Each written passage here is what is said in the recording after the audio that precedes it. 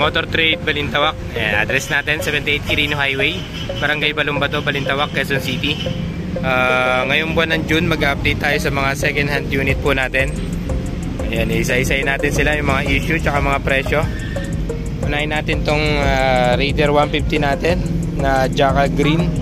Ayan, 80,770 ang cash price niya.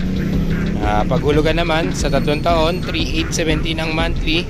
Tapos ang down payment natin is 900 lang.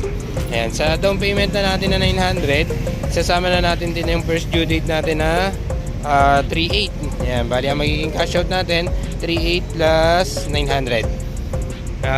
Jackal Green natin, ayan, stock naman yung makina.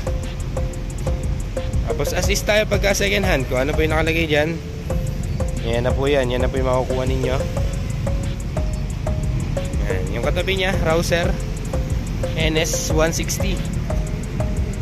Yan, matino rin po makina nyan. Cash price natin 64,578. Yan, zero down tayo. Tapos first monthly lang tayo ng 3,086 pag ilalabas natin. Ngayon yung pagpapalipat ng pangalan at kung ang rehistro nyan, sagot na po ng kukuha. Tapos kung may mga papalitan po dyan, iladagdag yan, mga side mirror, sagot na rin po ng kukuha yan. Assist po tayo pagka second hand. Tricycle model natin, TMX 125. Ayan, matino rin yan. 48,342 cash price. Monthly nya 2,310 sa 3 taon. Yung mga nakalagay namin dito is 3 years, pero pwede rin natin kunin yan ng 1 year, 1.5 to 2.5. Tanong nyo lang po, PM lang kayo o comment kayo sa baba. Tapos sasagutin natin yan hanggat maaari. Ito naman, Beat FI, ayan, orange. Issue nya, ayan yung sa upuan. Pero dali lang naman yan. Cash price natin 40,857. Monthly nya sa 3 taon is 1,952 na lang. Yan, mura na yan. Ito yung kasunod nya, Honda Beat din. Yan, matino rin yan. Cash price 60,479. Ang monthly sa 3 taon is 2,890. Tapos meron pa tayong Mio Sporty na carb type. Cash price natin 45,100. Ang monthly nya is 2,155. So ito may Mio Gear din tayo na 125. Ito ang issue naman, ito yung ball race lang, palitin sa manabela nya, kumakabig.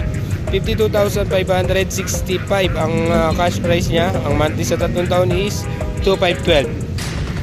Tapos katabi nya, MIUI 125, 44,875 ang cash. Monthly nya 2,144, sorry.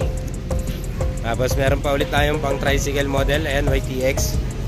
Matino din po yan. Ito pwedeng sabitan ng sidecar, pang business o mga kolong-kolong. 42,840 sa cash. Ang monthly natin sa 3 taon is 2,047. Tapos meron tayo ditong bagong hatak na Honda Click version 3. Ayan, pula. Wala pang presyo. Waiting tayo sa presyo nyan.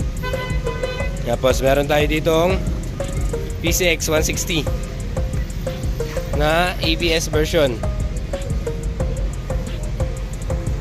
Ito ang issue nito, stock up ang center stand. Kaya naman siguro ng WD-40 yan. Ayan, cash price natin 113,628. Tapos ang monthly natin sa 3 taon is 5,429. Available na rin yan, pwede na rin, may presyo na siya. Ngayon sa mga requirements natin, ano lang naman tayo, basic lang naman tayo, valid ID tsaka proof of income. Same process siya ni brand new, kahit second hand, may CA pa rin po tayo. Pwede kayong mag-online application, pwede nyo akong i-PM o ilalagay ko yung cellphone number namin ng mga kasama ko para pwede nyo kaming tawagan kung may katanungan pa po kayo.